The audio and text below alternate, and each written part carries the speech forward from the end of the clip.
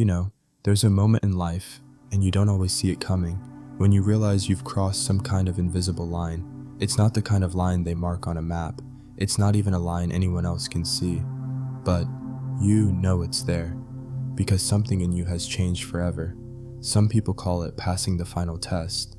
Not a test like in school, where you cram for the answers and then wait for someone to hand you a grade. No, this test is different. It's not about proving yourself to anybody. It's not about achieving some perfect state of mind. It's about something far quieter, a recognition, a knowing that you've come home to your own true nature. And here's the strange part. You didn't get here by conquering anything. You didn't pass by working harder or ticking off some spiritual checklist. You passed by surrendering, by finally letting go of the idea that you needed to become something else, or fix yourself, or force life to bend to your will. You passed when you stopped chasing and started allowing, when you saw that what you've been looking for, the peace, the stability, the sense of enough, was already here, underneath the noise. Now, crossing that inner threshold, it doesn't mean life suddenly becomes a smooth ride. I wish I could stand here and tell you that the clouds part, the angels sing, and from that day on, your coffee's always the perfect temperature. But it doesn't work like that. Life is still life. The bills still arrive, traffic still jams, people still say things that sting. But here's the difference, and it's subtle, but it changes everything. Life feels clearer, not easier, but clearer. Like the windshield of your mind has been cleaned. The road is still bumpy in places, but you can see now. Triggers still happen. Someone cuts you off in traffic or says something that touches an old wound. But instead of reacting like you used to, snapping, shutting down, spiraling, you find there's a little space, a pause. Like life has given you an extra breath before you respond. And in that space, you have a choice. You can feel the heat of anger without being burned by it. You can feel the weight of sadness without sinking. You can feel the flutter of fear without letting it drive the car. It's like emotions used to be these tidal waves that knocked you flat, and now they're waves you can watch from the shore. You still get wet sometimes, you still feel the pull, but you're not drowning anymore, and that's when you realize. Peace isn't the absence of storms, it's knowing you're bigger than the weather. Let's be honest about something. The journey that brought you here, this threshold crossing, this final test, it wasn't some Instagram-worthy spiritual retreat. Sure, maybe along the way you read books, listened to talks, maybe even sat in a few workshops. Those things can be helpful, but the real work, the real transformation, that didn't happen in a circle of people holding hands by a campfire. It happened in the quiet, in the ordinary, and in the brutally honest moments when you faced yourself. It was the slow, messy process of peeling away everything that wasn't really you. The conditioning, the masks, the identities you thought you had to wear just to survive in the world. It's not glamorous as stripping yourself down like that. It's uncomfortable, painfully so. You chose discomfort over conformity, even when conformity would have been easier. You chose truth over convenience, even when it cost you relationships, opportunities, approval. You chose depth over surface level living, even when depth felt like diving into cold, dark water without knowing if you'd make it back to shore. And here's the thing most people don't talk about. When you strip away the masks and the scripts you've been handed, you don't immediately feel free. At first, you feel naked, exposed, raw, like the old armor is gone but the new skin hasn't grown in yet. It takes courage to stand there, undefended, not knowing who you are without the roles you've played. It takes courage to let the false self die, and to let it die again and again every time you notice another layer. And you did that, not once, but over and over. You didn't do it to impress anyone. You didn't do it for a gold star. You did it because something deep inside you refused to settle for a half-lived life. That was the real journey. And most of the world will never see it, but you know, and that knowing changes everything. Now, about this so-called final test. If you've noticed by now, it's not really a test at all, at least not in the way we've been taught to think of tests. It's not pass or fail. It's not about getting all the answers right. It's not even about leveling up like some kind of spiritual video game.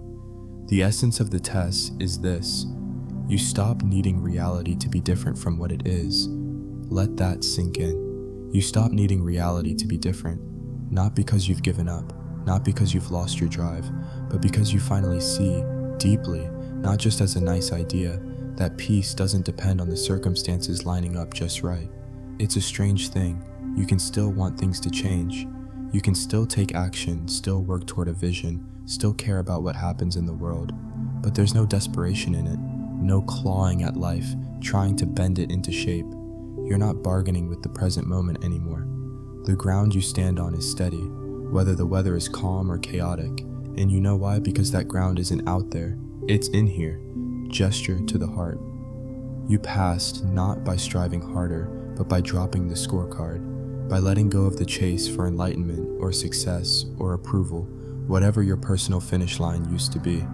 There's a line in an old story that says, the flag doesn't move, the wind doesn't move, the mind moves. When the mind stops demanding that life be something else, when the wind and the flag can just be, that's when you realize you've already arrived. And that realization, that's the quiet click of the lock opening.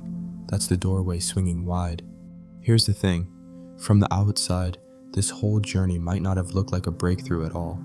It probably didn't come with fireworks or some epic aha moment that everyone around you noticed. In real life, it looked a lot more like endings. Things falling away. Maybe a relationship you thought would last forever reached its quiet close. Not because of drama, though maybe there was some, but because you realized you could no longer shrink yourself to fit the shape it required. Maybe a career that once felt like the dream became too small for you. You outgrew the mask you wore there, and even if it was scary to step away, especially without a clear next step, you knew staying would cost more than leaving. Maybe an identity you'd carried for decades simply dissolved. The good son, the strong one, the fixer, the always positive person. You realized those weren't actually you. They were survival strategies you'd been calling a personality. And let's be honest, these changes weren't always graceful. They came with fear. They came with doubt. Sometimes they came with nights staring at the ceiling, wondering if you'd made a mistake. But over and over, you confronted those fears in the quiet moments, not to fight them, but to sit with them, to let them speak without letting them drive. And again, you chose authenticity over approval, presence over performance, even when it cost you connections, comfort, or the illusion of safety. And you know what's interesting? From the outside, it might have looked like you were losing things, but in truth, you were gaining something far more valuable, yourself. So yes, there were losses, but with every mask that fell away, every role you laid down, something else came forward. What you gained wasn't flashy. It didn't come with a certificate or a title. It wasn't something you could post on social media to rack up likes. What you gained was you, your authentic self, the one who existed long before the conditioning, before the expectations, before the scripts you were handed, the one underneath all the shoulds and supposed tos. That self is quiet, but unshakable. You began to trust your inner guidance, not as a concept, but as a lived experience. You stopped outsourcing your truth to the loudest voice in the room. And it wasn't like you got a booming voice from the heavens telling you what to do next. No. It was more like a subtle nudge, a pull in the gut, a knowing in the bones. You started to recognize that this knowing didn't need explanations or justifications. It was direct, it was wordless, and when you followed it, life had a way of unfolding. Not always easily, but with a strange kind of rightness. And maybe the most radical shift of all, you saw through the illusion of separation. You realized you are not a stranger in this universe. You are not a victim of life, tossed around by forces outside yourself. You are life. You are the wave and the ocean at the same time. And from that recognition, the idea of fighting life stopped making sense. It's not that you became passive, it's that you moved differently, not out of fear or desperation, but out of alignment. You began to act, speak, and choose from a place that was already whole.